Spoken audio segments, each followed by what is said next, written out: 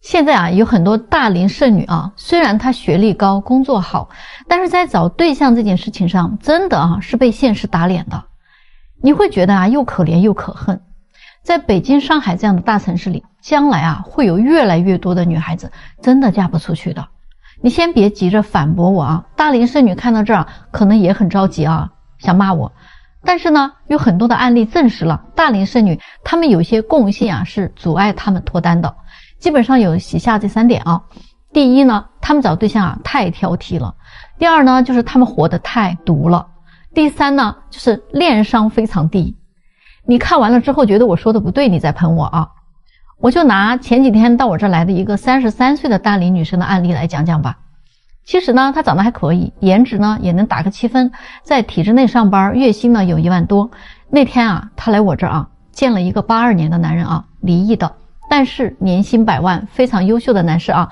一出来呢，他就马上跟我反馈了，说这个男士啊，他没有看上，感觉对方啊没有什么眼缘，虽然有钱，但是年龄太大了，还离异的。想当年啊，自己20多岁的时候啊，都是那些富家子弟跟他相亲啊，基本没有看不上的。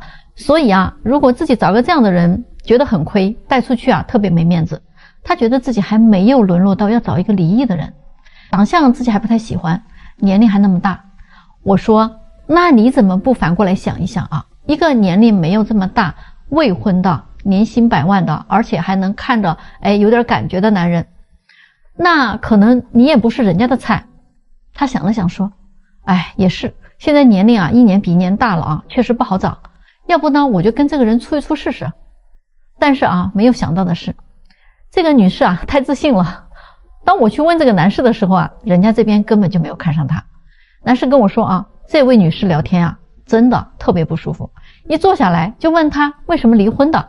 男士呢简单说了离异原因之后啊，他又立马追问，那这几年你又谈了几个呢？然后为什么又分手了呢？你看看啊，这些问题。那他第二个问题就是问啊，人家房子有多少套，在北京啊什么位置，公司的1年利润大概有多少，还问男士半年了有没有结婚的打算。你说你都没有看上人家，你还问这么多东西干什么呢？这个就是他的问题啊，情商啊太低了。他的这些话完全啊都不顾及对方的感受，都是很隐私的问题。这个就是一个女人啊，她已经读惯了啊，她的思维呢是很难顾及到别人的感受的。这一系列的提问问的男士很尴尬呀，实在是反感的不得了啊，还怎么跟他有下文呢？这些大龄剩女的通病啊就是这样的啊，她挑了收入挑颜值，挑了颜值挑学历，挑了学历挑资产，挑完这些她还要挑性格。然后呢，他们可能好不容易挑到个满意的啊，结果呢人家看不上他。不然呢就是相处起来太累了，因为他们生活的独立惯了啊，他们都是以自我为中心啊，往往情商很低，不会说话，不会谈恋爱，还不会处事儿。关键的是啊，他们还是小姑娘的心态啊，谈恋爱要男人追，要男人宠啊，自己呢又不主动啊，还很作，所以啊，他们处处都是失败。你们觉得这样的他们能嫁得出去吗？35岁的女人来相亲啊，她说啊，感觉我们给她推荐的男人条件都不太行。我就凭她这一句话，我闭着眼睛我都知道你怎么会单到这个岁数的。说男人的条件不行啊，你得先看看自己的岁数行不行，好吗？我真的啊说，那20多岁的年轻姑娘啊，人家挑挑拣拣，那是人家有那个资格挑。即便是小姑娘，她没房没车，条件一般，人家也有大把的男生可以选择。可是你都到这个岁数了，你真的不会觉得你自己都单着呢，那些跟你年龄相匹配的男人也全单着的吧？你这就是天真了嘛。本来你的选择面就已经很小了，你还得找那个条件很好的男的。你就说那些你看得上的男人，有一个看上你的吗？你自己心里真的一点数都没有吗？你都这么被拒绝了，你还在这儿嘚瑟呢？自己要想一想咱复盘这几年还有条件很好的男人在追求你吗？要是有，你就不会来我这儿找了，对不对？那些跟你相亲之后还假装装怂的男的，那人家是在给你留面子。要知道你这么来说的话他没上去直接怼你就不错了。听你说这个话呀，好像是这些男人都得排着大队让上杆子让你去挑，结果你还大手一挥，都不入你的眼我这全都不满意你认为自己条件不错，那敢问是啥条件不错呀？难道是你的年龄条件不错吗？你自己出去问问一个35岁的男生，他要是找个26、7的姑娘，他还得付出的多一些呢。你的条件这么好，你咋还没找到呢？你条件好，男的条件不行，你就看不上。那我咋没见你问问那些你都没看上的男人，为啥也没看上你呀？你想过这个问题吗？大龄的女人真的咱别再自己糊弄自己玩了，行吗？别问我今天怎么这么说话我不是打压谁鄙视谁，我真的是拿事实说话，你能理解吗？有好多的女生都不知道自己是怎么莫名其妙的被捧杀了的。什么意思呢？就像一个人他中了一次彩票，他就觉得自己一定一直都能中彩票，这太可笑了之前我这里有一个93年的女生来我这儿找对象嘛她学历呢还挺好的是个硕士身材呢也不错，有1.68米的身高，但是短板也不少。首先虽然是身材比较好，但是呢她脸长得不好看皮肤也比较黑，总之呢不在大众的审美线上，而且呢她家境也很一般的外地普通农村家庭的孩子。可是她自己却非常的自信让我们必须给她介绍富二代或者创一代，还得长得帅最好是北京本地的。她说自己的前男友就是富二代，而且长得还帅，学历也高，谈了2年分手。我问她是啥时候谈的，她说是在大2的时候谈的，一出校园就分手了，说男生家里边不同意他俩交往。我一看她那个学校是个理工大学，而且她学的还是 IT 那我就明白了嘛，这个姑娘就她的长相可能在农村这个小范围里边呢还是比较出众的。就这么着长大之后呢，她又上了一个男多女少的大学，男同学追求她的必然就多嘛现在呢她还做着一个 IT 方面的工作又是男多女少的行业。总之呢身边的男生她都看不上觉得太普通了，还有比她年纪小的男生追求她都不同意。所以呢她自己认为自己真的是太出众了所以她的志向就是自己不能嫁给那些平庸之辈的，一定要实现财富的飞跃。所以我看她是莫名其妙的就被捧杀了嘛，她根本就不知道自己要把她放在美女堆里那真的是啥也不是。要放在高学历的堆里呢，那也再普通不过了。在北京吧，满大街都是硕士要论家境呢，那就更没有什么亮点了，甚至对于优质男人来讲可能还有点减分。工作和收入就是普普通通的吧。所以刚开始我真的不知道是谁给他的自信要找这么好的条件的男生。后来我明白了，还是没有自知之明还是没有被现实打压过呀。于是我就劝他尽量降低一点要求，找个各方面比自己条件好点的男生就得了。人家死活不同意要跟我杠，非要那样找。后来我给他介绍了几位他认为很满意的男士，都是见了第一面就再也没有第二面了。好几个男士连微信都不跟他加。这姑娘在后来就问我嘛，她说为什么在生活中她能遇到条件好的男生追求她，可是呢来相亲了反而这样条件的人看不上她了。我很明确的告诉她你不知道在男人的世界里谈恋爱和找老婆根本就不是一回事儿，你懂了吗？你知道找老婆要避开哪几种女人吗？有一个40岁的离异男士再婚之后过得非常幸福那他呢给我分享了几点他是怎么找老婆的。他说呀，根据他的经验一定要避开以下这几种女人，基本上就不会在婚姻问题上踩坑了。第一点，要看一个女人能不能跟你同甘共苦，这个非常重要。他的前妻就是在他事业失败的时候跟他离婚的，还分走了他的房子、存款和孩子。事业走到了低谷的男人，这个时候还要去面对这种女人给他的人生雪上加霜，伤口上再撒一把盐，谁受得了他说其实判断这一点并不难，你只需要跟这种女人说，哎呀我可能快失业了我可能要破产了，我再也给不了更多的钱给你花了。如果是一个把物质看得特别重要的女人呢，这个时候她不会继续在你这里耗她的时间的，她可能一天都受不了。所以这种物质女人是真的不能要的。第二种呢，就是性格太作的女人，心里想什么永远不会跟男人去沟通的总是让你猜。谁天天没事琢磨她脑子里想什么呀？一吵架就跟你提分手这种女人结婚以后就动不动会拿离婚来威胁你。男人要不断的用挽留来证明对她的爱，不管对还是错只要是吵架了，永远都是男人来哄她，不哄就说你不爱她。你要是不哄不挽留她就不肯罢休，然后把男人的这个耐心都磨光光最后你们的感情也就磨完了。第三种女人就是情绪不稳定的女人，这种女人特别可怕啊，她非常情绪化啊，一句话不对啊，上来马上就提高嗓门，拉开跟你吵架的阵势。在她的认知里，男人就得顾着她，顺着她，让着她，那才叫男人呢，那才叫爱她呢。如果娶了这样的女人啊，那必定是2天一小吵，3天一大吵。如果有了孩子，这个日子还怎么过呢？你们说是吧？第4种啊，巨婴女人，就是我们常说的啊，妈宝女、公主病。现在太多这样的女人了，哪怕走到了40岁啊，她还要回家跟父母撒个娇呢。跟男人相处呢，你什么都得照顾他啊，他在家里啊只负责貌美如花，你必须负责赚钱养家，你还得会干家务，会哄他。一个男人娶了她呀，就娶了个祖宗回家，那没辙呀，谁叫你娶了她呢？那你就得伺候她。人家说了，我是女人，得给你生孩子呀，你不就得付出一切吗？看看我爸妈是怎么对我的，你就应该怎么对我，那才是对的。所以啊，看一个女人适不适合结婚啊，就看这几点啊，一个不物质的，能跟你同甘共苦的女人，一个能接受你的缺点，包容你错误的女人，一个能给你温暖和理解，能把家里啊营造的甜蜜温馨的女人，一个愿意和你携手共进白头到老的女人，一个心地善良的女人。你们说对吗？来，星星亮一个啊！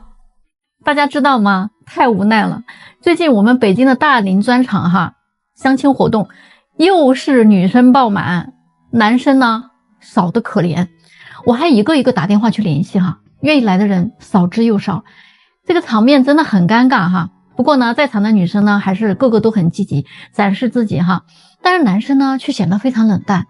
其实呢，从条件上看哈，这些男生其实好多都没有这些女生收入高，有几位哈还算是入得眼的，但是活动快结束了，他们连一个女生的微信都没有加，估计就是没看上嘛。那我就特意去采访了一下这几位男生到底怎么想的，结果我发现他们呀就是来碰碰运气。如果在大龄女生当中能找到一个满意的呢，也可以考虑考虑。但是非常遗憾的是啊，他们一个也没看上。男生们都认为哈，大龄女生最大的问题其实也不是年龄的问题，主要是生育价值呀已经所剩无几了。生一个孩子可能还没有问题，但是如果让她生2个，估计就很悬了。所以一个女生如果她长得漂亮，身材保持的也很好，这样的大龄女生勉强还能凑合嘛，至少看着顺眼呢。关键的是，大部分的大龄女生她不觉得自己颜值差啊，但她们在婚恋市场已经没有什么竞争力了，但是仍然不愿意降低对男人的要求，要房子，要车，要事业有成啊，要情商高，样样都不能少啊，还想花男人的钱。即使他们自己也不缺钱，不缺房，不缺车，大龄剩女啊都比较看重物质，但是呢，年龄、长相和情商又配不上他们的理想。问题是他们还意识不到这些问题啊，仍然会认为自己阅历多，思想成熟，就应该配得上优质的男人。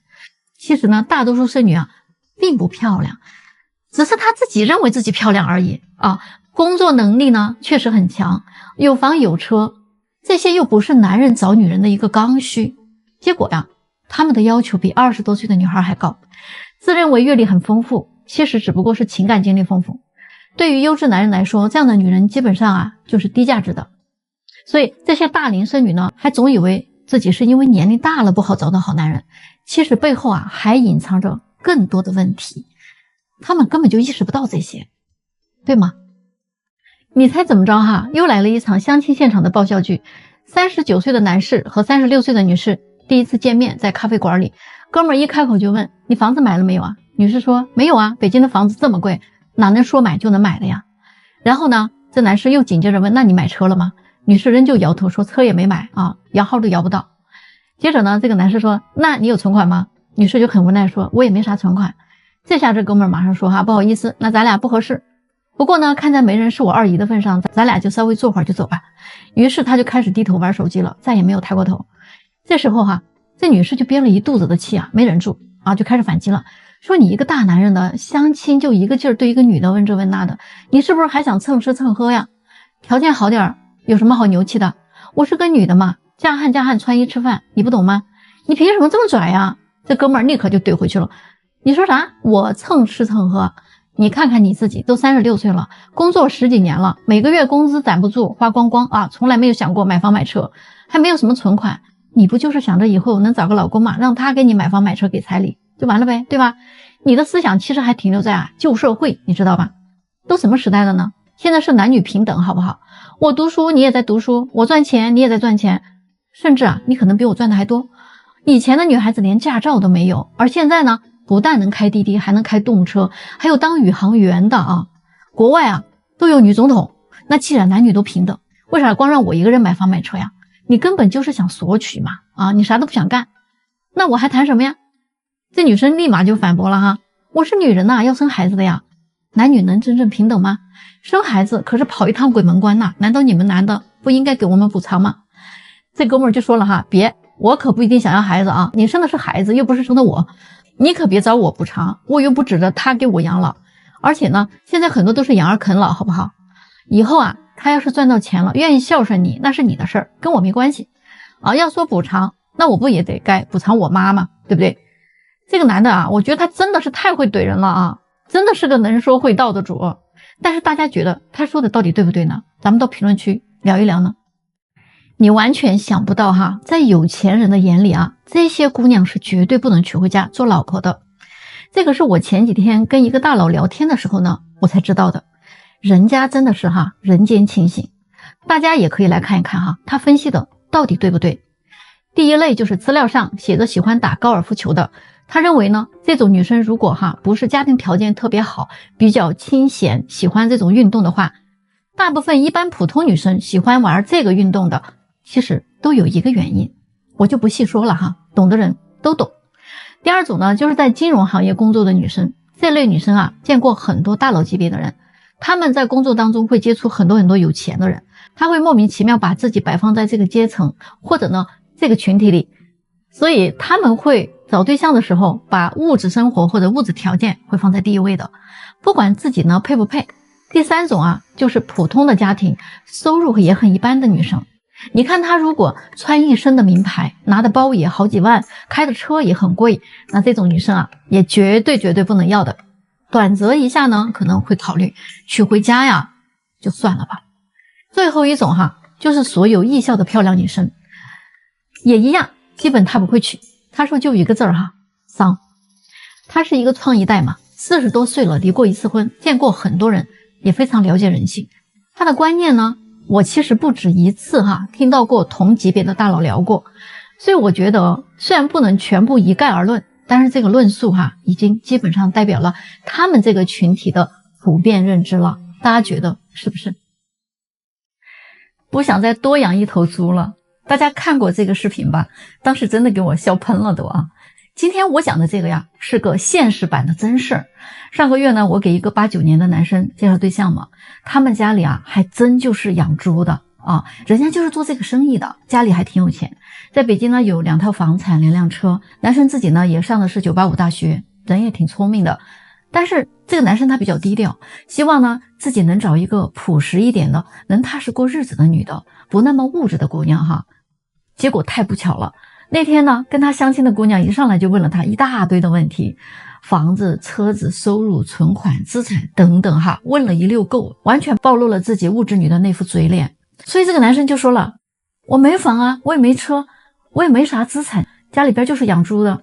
于是这姑娘啊气得不行了啊，当场就炸了，说什么你家里养猪的，那我可从来没有想过我要嫁给一个养猪的人，这个条件怎么配得上我的高学历呢？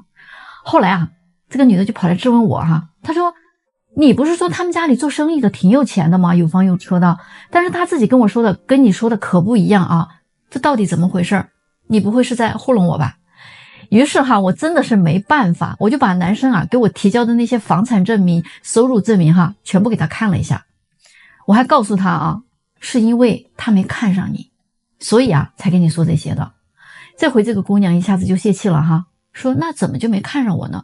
当时她看资料的时候不还挺想认识一下的吗？我说你知道吗？跟一个相亲男的去问他的房产、资产、存款的时候，就跟一个相亲男生在问你跟几个男人睡过觉、怀过几次孕是一样的道理，非常令人下头，你知道吗？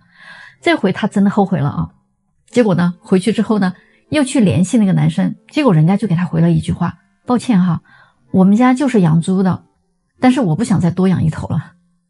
大家说是不是很尴尬嘛？过了35岁的女人呢，如果你是个不婚主义者啊，那你可以直接划走了，不要看我这个视频。但是如果你是一个想要成家的，想找个男人结婚的女人，要听我劝一句啊，不要在相亲的时候跟男生啊去炫耀这几样东西，否则你真的可能会一辈子嫁不出去的。第一点，去跟男生说你的学历有多高，你的学历再高啊，那对于你来说是一个很大的优势。可是对于男人来讲，他宁愿找一个没上过大学的20多岁的小女孩啊，他都不会去选择一个35岁的博士学历的女人。你说你在这儿炫耀你的学历有什么用呢？第二点就是你跟男人去说你的家境有多好。一个男人啊，他的骨子里啊，天生的就是有一种保护欲的。你太强大了，对于他来说带来的只有压力。他宁愿选一个家庭背景一般的、长得漂亮的姑娘，他也不想找一个家庭条件非常好但是长得丑的女人。一般来讲啊，一个男人很少有愿意找个强大家庭的女生，然后过着寄人篱下的生活的。第三点就是跟男生啊说你的收入有多高。你的收入再高，那也只能证明你是个优秀的员工嘛，对吧？你的收入再高，也证明了你内在有多强势啊。所以啊，男人他宁愿选一个年轻一些的、收入一般的，但是呢性格比较好的、情绪价值比较高的女生，也不愿意找一个御姐，天天呀得卑躬屈膝的、小心翼翼的伺候着。所以我发现有好多的女人呐，来到相亲市场啊，真的你站错了队的。你炫耀的这几点，男生根本看不上。人家男生来相亲啊，第一看年龄，第二呢看长相，第三是看女孩子能不能提供情绪价值。而几乎所有的女生来相亲市场，首先炫耀的就是自己的学历，然后又炫耀自己的收入，然后还会炫耀自己的家庭条件有多好。而你炫耀的这几点，真的啊是男生不太在意的东西啊。